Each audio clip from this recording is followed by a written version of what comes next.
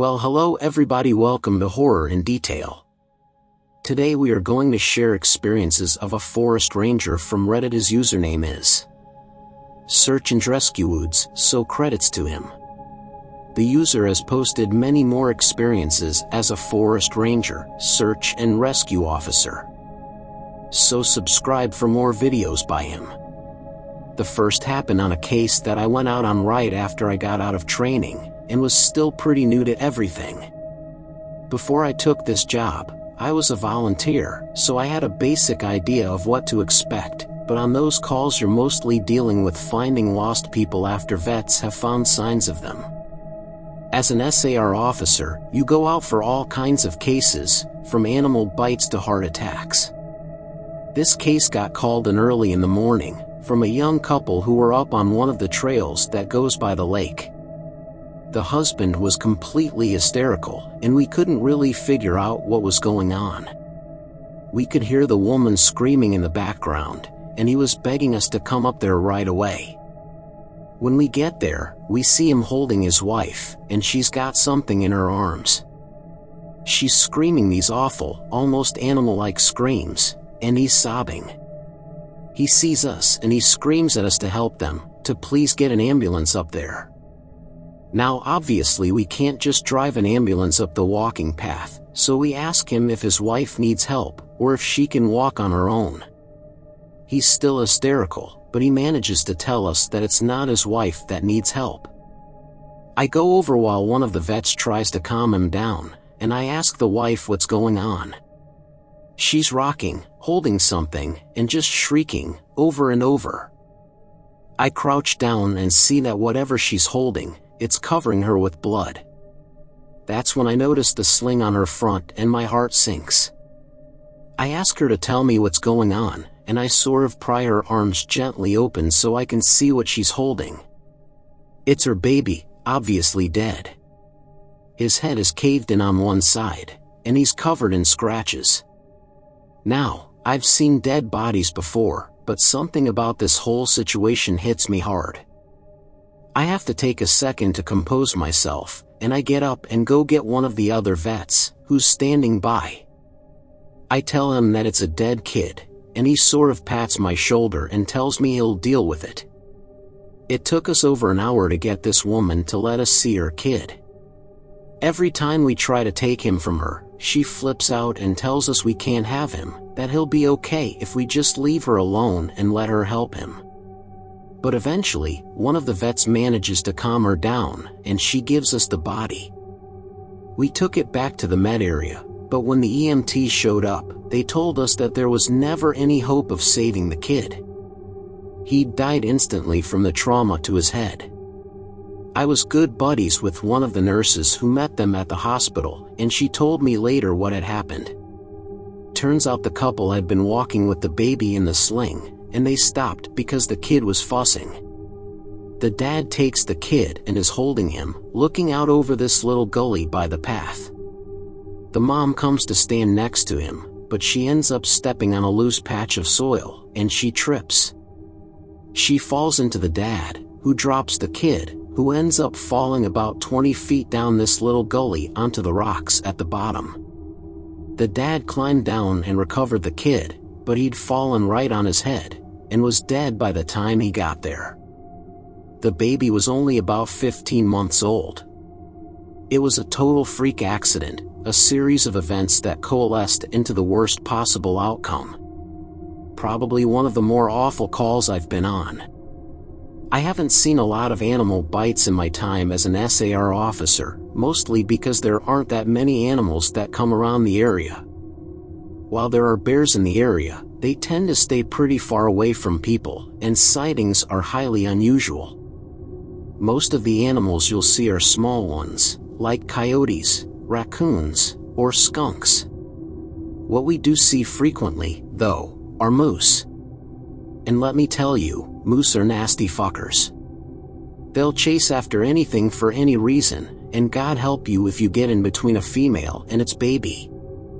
One of the more amusing calls was of a guy who'd gotten chased down by an absolutely massive male moose, and was stuck up a tree. Took us almost an hour to get him down, and when he was finally on solid ground again, he looks at me and says, "God damn. Them fuckers is big up close." I guess that's not really a scary story, but we still laugh about that one. I honestly don't know how I'd forgotten this story, but it is, by far, the scariest thing that's happened to me. I guess maybe I've tried so long to forget about it that it just didn't come to mind right away. As someone who spends literally all of their time in the woods, you don't ever want to let yourself get scared of being alone, or out in the middle of nowhere. That's why when you have experiences like this, you tend to just forget about them and move on. This is, to date, the only thing that's ever made me really seriously consider if this job is the right one for me. I don't really like talking about it much, but I'll do the best I can to remember it all. As I recall, this took place right at the end of spring. It was a typical lost child call. A 4-year-old girl had wandered away from her family's campsite and had been missing for about 2 hours. Her parents were completely despondent and told us what most parents do. "My kid would never wander away. She's so good about staying close. She's never done anything like this before." We assure the parents that we'll do everything we can to find her, and we spread out in a standard search formation. I was partnered with one of my good buddies, and we were sort of casually holding conversation while we hiked. I know it sounds callous, but you do sort of become desensitized when you've done this long enough. It becomes the norm, and I think to a certain extent you have to learn to desensitize yourself in order to work this job. We search for a good 2 hours, going well beyond where we think she'd be, and we come out of a small valley when something makes us both stop in unison. We freeze and look at each other, and there's almost a sensation like a plane depressurizing. My ears pop, and I have this odd sensation of having dropped about 10 feet. I start to ask my buddy if he felt that, but before I can, we hear the loudest sound I've ever heard in my life. It's almost like a freight train passing directly by us, but it's coming from every direction at once, including above and below us. He screams something to me, but I can't hear him over this deafening roar. Understandably freaked out, we look all around us, trying to find the source of the sound, but neither of us sees anything. Of course, my first thought is a landslide, but we're not near any cliffs, and even if we were, it would have hit us by now. The sound goes on, and we're trying to yell to each other, but even standing close together we can't hear anything but this sound. Then, as suddenly as it starts, it stops, like someone threw a switch and cut it off. We stand there for a second, perfectly still, and slowly the normal sounds of the woods come back. He asks me what the fuck just happened, but I just kind of shrug, and we stand there looking at each other for a minute. I get on the radio and ask if anyone else just heard the end of the fucking world, but no one else hears it, even though we're all within shouting distance of each other. My buddy and I just sort of shrug it off and keep going. About an hour later, we all check up on the radios, and no one's found the little girl. Most of the time, we won't search when it gets dark, but because we don't have any kind of lead on her, a few of us decide to keep going, including me and my buddy. We keep close together, and we're calling out for her every couple of minutes. At this point, I'm hoping beyond hope that we find her, because while I may not like kids, the idea of them being out all alone in the dark is awful. The woods can be intimidating to kids in the daylight. At night, well, it's a whole different beast. But we're not seeing any signs of her, or getting any responses, and around midnight, we decide to turn around and head back to the rendezvous point. We're about halfway back when my buddy stops and shines his light to the right of us, into a really thick deadfall, or group of dead trees. I ask him if he's heard a response, but he just tells me to be quiet a second and listen. I do, and in the distance, I can hear what sounds like a kid crying. We both call the girl's name and listen for any kind of response, but it's just this really faint crying. We head in the direction of this deadfall and go around it, calling her name over and over. As we get closer to the crying, I start getting this weird feeling in my gut, and I tell my buddy that something isn't right. He tells me he feels the same way, but we can't figure out what it is. We stop where we are and call the girl's name again. And at the same time, we both figure it out. The crying is on a loop. It's the same little hitching sob, then wail, then quiet hiccup, repeated over and over. It's exactly the same every time, and without saying another word, we both take off running. It's the only time I've ever lost my composure like that, but something about it was so incredibly wrong, and neither of us wanted to stay out there anymore. When we got back to the rendezvous, we asked if anyone else had heard anything strange, but no one else knew what we were talking about. I know it sounds sort of anticlimactic, but that call fucked me up for a long time. As for the little girl, we never found a trace of her. We keep an eye out for her, and all the other people who we've never found, but frankly I doubt we'll ever find anything. Of the missing persons calls I've gone out on, only a handful have ever resulted in a complete disappearance, meaning no trace of the person and no body ever found. But sometimes, finding a body just leads to more questions than answers. Here are some of the bodies we've found that have become infamous in our team. A teenage boy whose remains were recovered almost a year after he vanished. We found the top of his skull, 2 finger bones, and his camera almost 40 miles from where he was last seen. The camera, sadly, was destroyed. The pelvis of an older man who had vanished a month earlier. That was all we found. The lower jaw and right foot of a 2-year-old boy on the highest peak of a ridge in the southern part of the park. The body of a 10-year-old girl with Down syndrome, almost 20 miles from where she'd vanished. She had died of exposure 3 weeks after going missing, and all of her clothes were intact except for her shoes and jacket. There were berries and cooked meat in her stomach when they did the autopsy. The coroner said it appeared as if someone had been taking care of her. There were no suspects ever identified. The frozen body of a 1-year-old baby, found a week after vanishing in the hollow trunk of a tree 10 miles from the area he was seen last.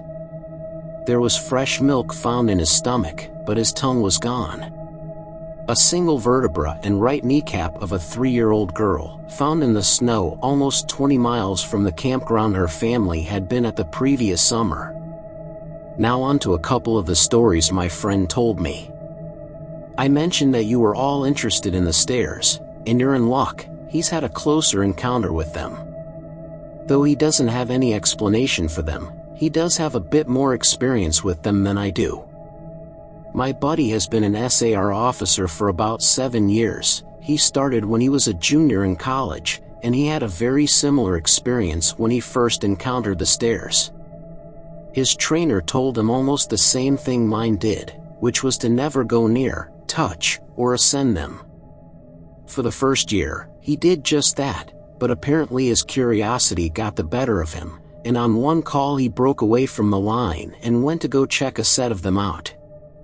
He said they were about 10 miles from the path where a teenage girl had vanished, and the dogs were following a scent. He was on his own, lagging behind the main group, when he saw a set of stairs off to his left. They looked like they were from a new house, because the carpeting was pristine and white. He said that as he got closer, he didn't feel any different, or hear any weird noises. He was expecting something to happen, like bleeding from his ears or collapsing, but he got right up next to them and didn't feel anything. The only thing, he said, that was odd was that there was absolutely no debris on the steps. No dirt, leaves, dust, anything. And there didn't appear to be any signs of animal or insect activity in the immediate area, which he found strange. It was less like things were avoiding them, and more like they just happened to be in a relatively barren part of the forest. He touched the stairs, and didn't feel anything except that sort of sticky feeling you get from new carpet. Making sure his radio was on, he slowly climbed the stairs. He said it was terrifying, because the way they'd been stigmatized, he wasn't really sure what was going to happen to him. He joked that half of him expected to be teleported to some other dimension and the other half was watching for a UFO to come swooping down. But he got to the top with little event, and he stood there looking around. But, he said, the longer he stood on the top step, the more he felt like he was doing something very, very wrong. He described it as the feeling you'd get if you were in a part of a government building you have no business being in. As if someone was going to come and arrest you, or shoot you in the back of the head, at any second. He tried to brush it off, but the feeling got stronger and stronger, and that's when he realized that he couldn't hear anything anymore. The sounds of the forest were gone, and he couldn't hear his own breathing. It was like some kind of weird, awful tinnitus, but more oppressive. He climbed back down and rejoined the search, and didn't mention what he'd done. But, he said, the weirdest part came after.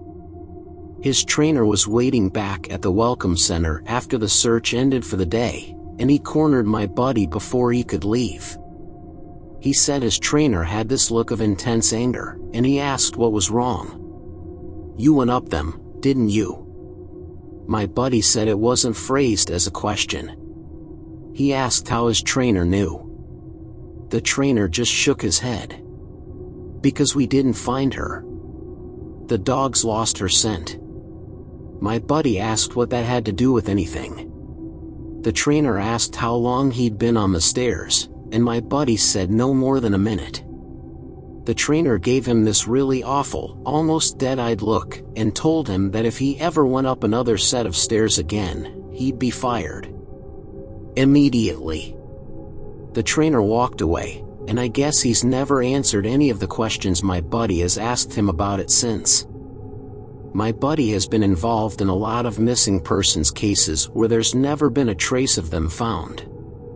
I mentioned David Paulides, and my buddy said he can confirm that those stories are, for the most part, accurate. He said that most of the time, if the person isn't found right away, they're either never found, or they're found weeks, months, or years later, in places they can't possibly have gotten to. One story he told me really stood out that involved a 5-year-old boy with a severe mental disability. The little boy vanished from a picnic area in the late fall. In addition to the mental disability, he was also physically handicapped, and his parents explained over and over that he simply could not have vanished. It was impossible. Someone had to have taken him. My buddy said they searched for this kid for weeks, going miles out of the accepted range, but it was like he'd never been there. The dogs couldn't pick up his scent anywhere, not even in the picnic area where he'd apparently vanished from. Suspicion fell on the parents, but it was pretty clear that they were devastated, and hadn't done anything sinister to their kid. The search was concluded about a month later, and my buddy said everyone had pretty much forgotten it by later in the winter. He was out on a training op in the snow, on one of the higher peaks, when he came across something in the snow. He said he saw it from far away at first, and when he got closer, he realized it was a shirt, frozen and sticking part way out of the powder. He recognized it as belonging to the kid, because it had a distinctive pattern. About 20 yards away, he found the kid's body, laying partially buried in the snow. My buddy said there was no way the kid had been dead for any more than a few days, even though he'd been missing for almost 3 months. The kid was curled around something, and when my buddy brushed off the snow to see what it was, he said he almost couldn't believe what he was seeing. It was a big chunk of ice that had been carved crudely to look sort of like a person. The kid was holding it so tight that it had frostbitten his chest and hands, which my buddy could tell even with the decay that had taken place. He radioed the rest of the crew, and they took the body off the mountain. Now, he recapped all of this for me, and to put it simply, there was no way this kid could have both survived for almost 3 months on his own, or have gotten to this peak. There was no physical way this child could have walked almost 50 miles and ended up on the top of a goddamn mountain. To top it off, there was nothing in the kid's stomach or colon. Nothing, not even water. It was like, my buddy said, the kid had been taken off the face of the earth, put in suspended animation, and dropped on this mountain months later, only to die of exposure. He's never really gotten over that one. The last story I'll share from him was one that took place relatively recently, only a few months ago. They were out doing a recon for mountain lions, because there had been several reports of sightings in the last couple of days. One of our jobs is to scout out the areas where these animals are seen to ensure that if they are in the area, we can warn people and close off those trails. He was out on his own in a very heavily forested part of the park toward dusk when he heard what sounded like a woman screaming in the distance. Now, as most of you know, when a mountain lion screams, it sounds almost exactly like a woman being brutally murdered. It's unsettling, but far from abnormal. My buddy radioed back and let ops know that he'd heard one, and that he was going to keep going to see if he could figure out where its territory started. He heard the mountain lion scream a couple more times, always from the same spot, and determined the approximate area of the mountain lion's territory. He was about to head back when he heard another scream, this time within only a few yards of him. Of course, he freaks out and starts heading back at a much faster pace, because the last thing he wants is to run into a goddamn mountain lion and get mauled to death. As he got back on the path and started heading back, the screaming followed him, and he broke into a jog. When he was about a mile from ops, the screaming stopped, and he turned around to see if it was following him. It was almost night by this point, but he said in the distance, just before the path rounded a corner, he could see what looked like a male figure. He called out to them, warning them that the paths were closed, and that he needed to come back to the welcome center. The figure just stood there, and my buddy started to walk over. When he was about 10 yards away, the figure took, as he described, an impossibly long step toward him and let out the same scream my buddy had been hearing. My buddy didn't even say anything, he just turned and sprinted back to ops, never looking behind him. By the time he got back, the screaming had moved back into the woods. He didn't mention it to anyone else, just said that there was a mountain lion in the area and that they would need to close those paths until the animal could be located and moved. Thanks a lot for watching the video till the end. Subscribe to our channel Horror in Detail. Drop your opinions/suggestions in the comment section, and like the video as it helps with the YouTube algorithm.